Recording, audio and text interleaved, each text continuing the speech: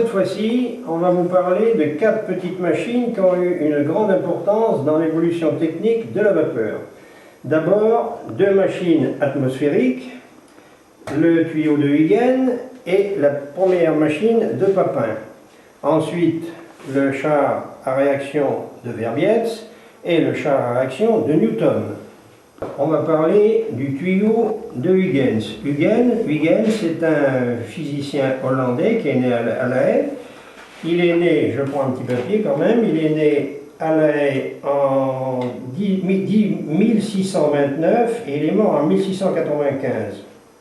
Il a inventé le tuyau de Huygens. Alors cette machine va permettre de soulever ce poids juste par la condensation de l'air chaud dans ce tuyau. Alors comment ça fonctionne? Il faut regarder ça de plus près. C'est un cylindre borgne dans lequel se déplace un piston. Sur ce piston sont aménagés 2 clapets qui vont laisser partir la pression interne et qui empêcheront la pression externe, c'est-à-dire la pression atmosphérique, de rentrer à l'intérieur. Comment ça marche? Ce tuyau est muni d'un bassinet, c'est-à-dire d'un bouchon qui se dévisse. Ce bouchon est percé et muni d'une mèche allemande. On va dévisser ce bouchon, on va mettre un petit peu de poudre noire à l'intérieur de ce bassinet, on va refermer et on va allumer la mèche. La poudre va se consumer, va pousser le piston vers le haut. Cette pression, l'excédent de pression va pouvoir sortir par là. La pression a poussé le piston vers le haut. Le piston est empêché de sortir par ces 3 petits pointeaux. Premier travail, qui est double en réalité, puisqu'il va retourner le piston vers le haut et en même temps, il va permettre de pousser le piston vers le haut et il va chauffer le cylindre. C'est le plus important, le réchauffement du cylindre. Donc, quand le cylindre est chaud, les pressions vont s'équilibrer. La pression interne va devenir égale à la pression extérieure. Mais on va refroidir violemment le tuyau de Huygens avec un seau d'eau et la condensation va se produire et c'est la pression atmosphérique qui va appuyer sur le piston, qui va le faire descendre et qui va lever le poids. C'est le principe des hémisphères de Magdebourg, c'est le principe de la stérilisation des bocaux. Quand on met un bocal de grillon dans la lessiveuse à la pression atmosphérique, on fait bouillir, on chasse l'air, on fait le vide, et à ce moment-là, les aliments vont se conserver pendant plusieurs années, parce qu'ils vont être vides d'air. C'est l'air qui apporte les bactéries. Voilà, cette première machine, le tuyau de Huygens. Papin a été disciple de Huygens. Papin était protestant. Et à la révocation de l'édit de Nantes, il s'est exilé en Allemagne puis en Hollande. Il a rencontré Huygens et il a eu la connaissance de ses travaux et il a construit un autre tuyau, mais qui lui va fonctionner à la vapeur et qui va être alternatif. Là, on n'avait qu'un temps moteur, c'est-à-dire la descente du piston. Ici, on va avoir 2 temps moteurs, descente et montée. Comment ça marche? C'est très simple. C'est toujours un cylindre borgne dans lequel se déplace un piston. Ce piston est traversé par un tube qui est muni d'un pointeau. Comment on va faire fonctionner ça? C'est pas difficile. Il suffira de faire couler un petit peu d'eau avec une seringue ici dans le tube. Cette eau va descendre sur la face interne du piston. Il va suffire pour que l'appareil fonctionne d'1 mm à 1 mm 5 d'eau dans le fond du piston. On va faire le vide d'air, c'est-à-dire qu'on va appuyer ici et quand on va voir l'eau qui sort ici par les trous du pointeau, on sait qu'il n'y a plus d'air. On ferme et on chauffe. Dilatation. Le piston monte. On refroidit violemment le cylindre, condensation et le piston descend. Et ici, la pression atmosphérique peut passer par ce trou qui est aménagé dans le plateau du piston.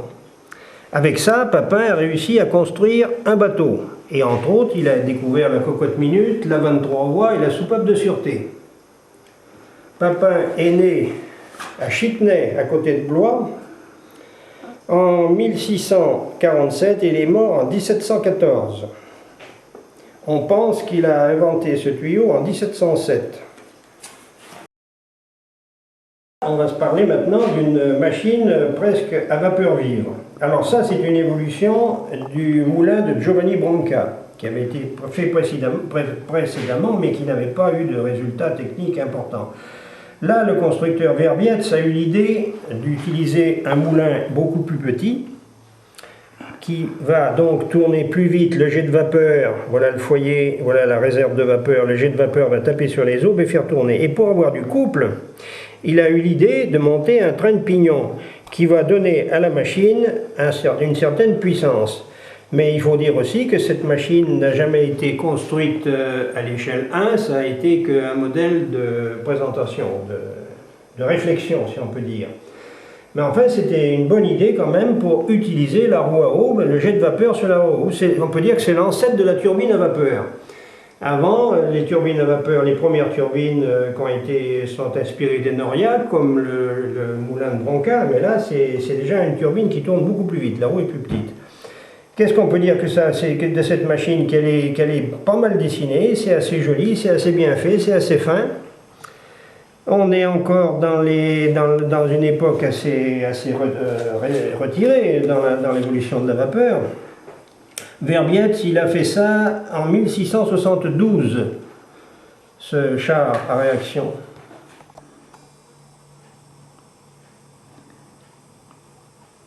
Oui.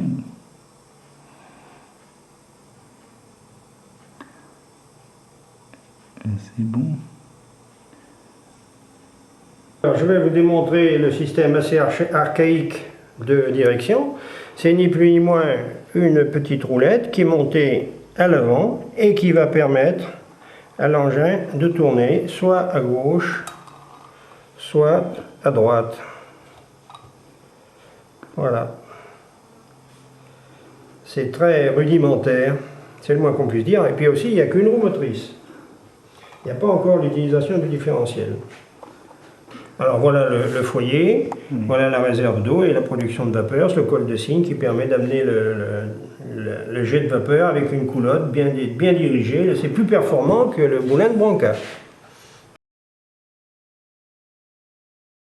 On va encore parler d'une petite machine qui n'a pas été réalisée en grand, qui est le char à réaction de Newton, du physicien Isaac Newton.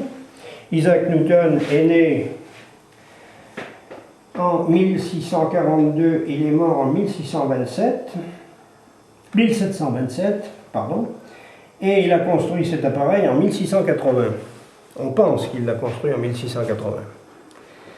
Alors, c'est un char à réaction, c'est une machine peut-être les plus simples de tout ce qui a été présenté précédemment.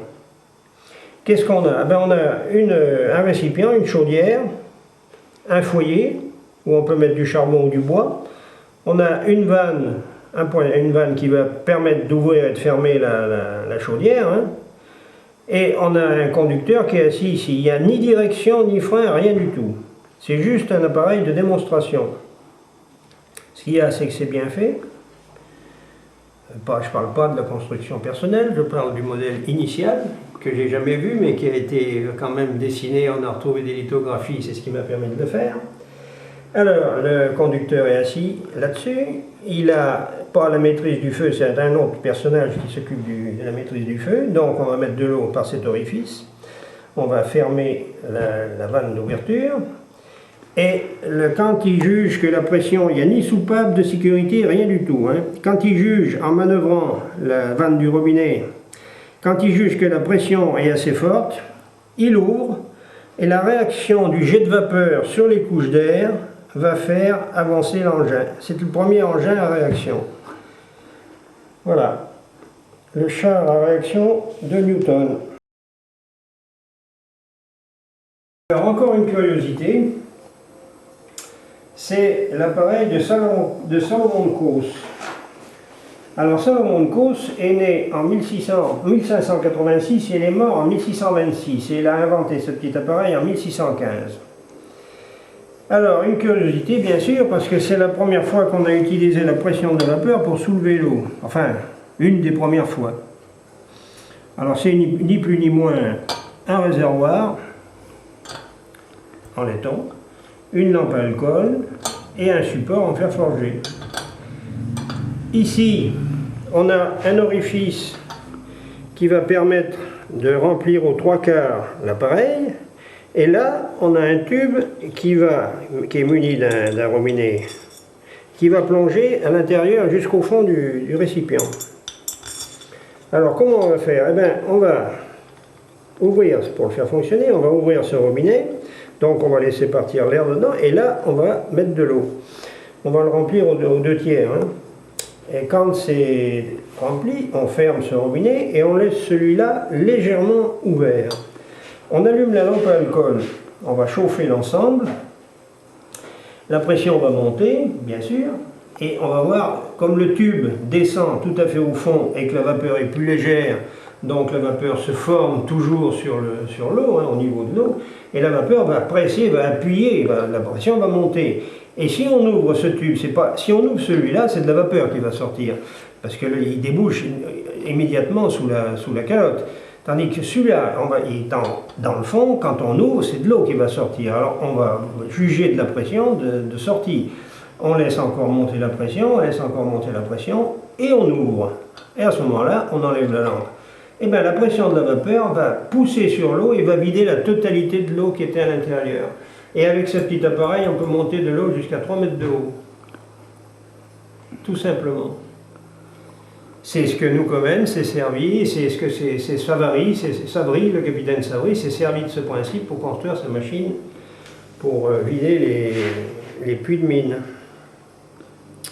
Voilà, donc c'est une machine importante dans l'évolution de la vapeur. Toutes ces machines sont dans le cadre de cette collection pour démontrer le travail des hommes à la recherche de cette puissance mécanique. Il ne faut bien pas oublier, comme j'ai déjà dit plusieurs fois, que la seule puissance qu'on avait, c'était la puissance hydraulique ou éolienne pour entraîner des machines. Les norias arabes, les roues à houppe, tout ça, on avait une grande roue à houppe qui tournait quand on entraînait une plus petite, et la plus petite montait là-haut, ou même la noria la montait elle-même. Les Chinois se servaient encore de ça depuis 4000 ans.